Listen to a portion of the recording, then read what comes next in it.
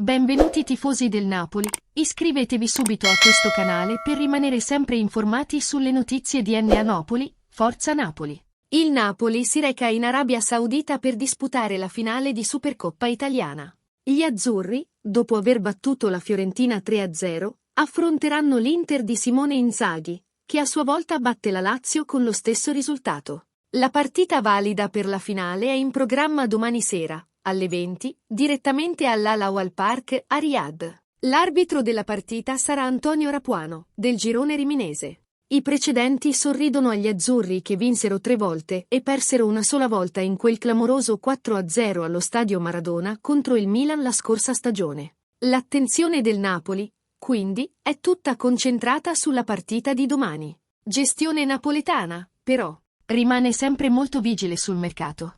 L'obiettivo è rinforzare la rosa a disposizione di Walter Mazzarri per provare a recuperare il quarto posto attualmente occupato dalla Fiorentina. Sono diversi gli obiettivi al vaglio del team scout italiano. In particolare, il Napoli è alla ricerca di un nuovo difensore. Tra i possibili arrivi all'ombra di Vesuvio c'è anche Anel Ahmedhodzic, difensore centrale dello Sheffield United. Il padre del giocatore, come nel caso di Samardzic, è anche il suo agente e ne ha parlato con europacalcio.it. Mirsad Ahmedhodzic ha parlato apertamente dell'interesse degli azzurri, ma ha anche messo in guardia la società di De Laurentiis. Oltre al Napoli, infatti, al giocatore interesserebbe anche l'Atalanta. Anche il Napoli, quindi, segue da vicino la scia che porta al giocatore di Premier League. Gli altri profili che il Napoli segue in difesa sono già noti a molti.